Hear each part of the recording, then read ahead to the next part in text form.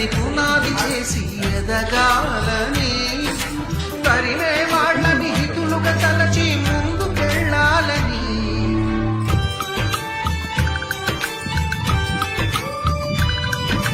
కన్నుల నీటిని కలల సాగుకై వాడుకోవాలని కాచే నిప్పుని ప్రమిదగా మలచి కాంతి పంచాలని గుండెతో ధైర్యం చెప్పి చూపుతో మార్గం చెప్పాను అడుగుతో గమ్యం చెప్పాను నేనున్నానని నీకేం కాదని నిన్నటి రాతని మార్చేస్తానని